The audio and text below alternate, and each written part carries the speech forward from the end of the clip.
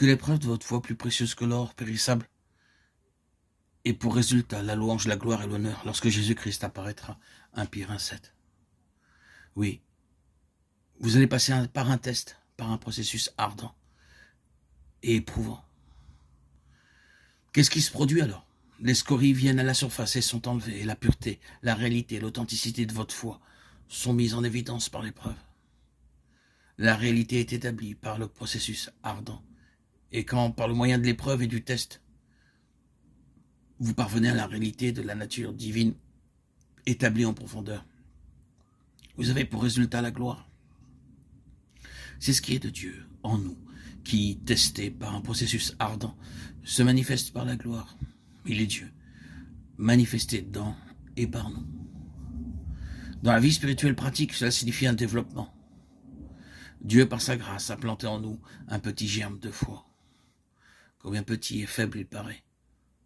Cependant, par la discipline divine, nous sommes éprouvés, testés, de même que cette foi. Alors que progresse le processus ardent, beaucoup de ce qui est de nous-mêmes vient à la surface. N'est-ce pas vrai? Quand nous sommes dans l'épreuve, beaucoup de ce qui est de nous-mêmes vient à la surface. Oui, toute cette incrédulité inhérente à notre nature vient à la surface. Le ressentiment, la rébellion, l'amertume.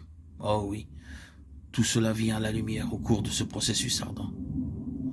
Nous ne nous connaissons vraiment nous-mêmes jusqu'à ce que nous parvenions dans les feux de l'épreuve et du test. Nous ne voulons pas croire à ce qu'il y a en nous jusqu'à ce que nous soyons placés dans l'épreuve. J'ai entendu une fois le docteur dire que l'homme est capable de n'importe quel péché que l'on puisse mentionner, s'il est placé dans des situations qui pourront le mettre en évidence. C'est une chose terrible à dire.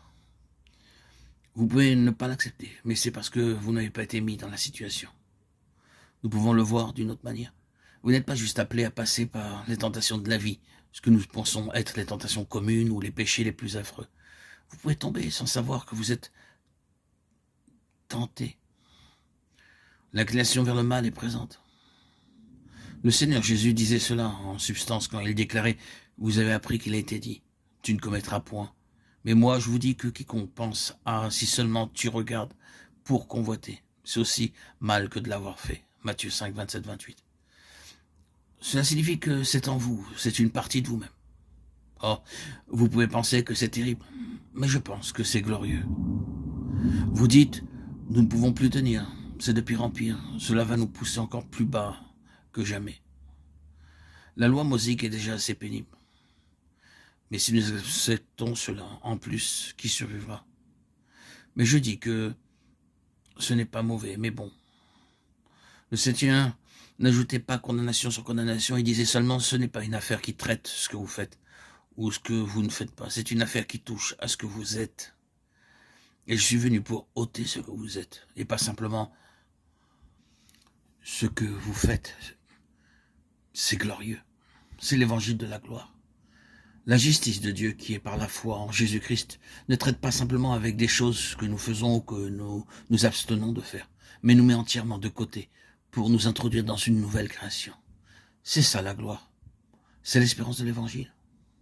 Remercions Dieu, il viendra un temps dans l'histoire de cet univers où le dernier vestige de la chute sera extirpé de chacun de ceux qui auront placé leur confiance en Christ. Encore un peu de temps et nous serons changés. Et même ce corps de notre humiliation sera comme son corps de gloire, un corps saint, un corps sans péché.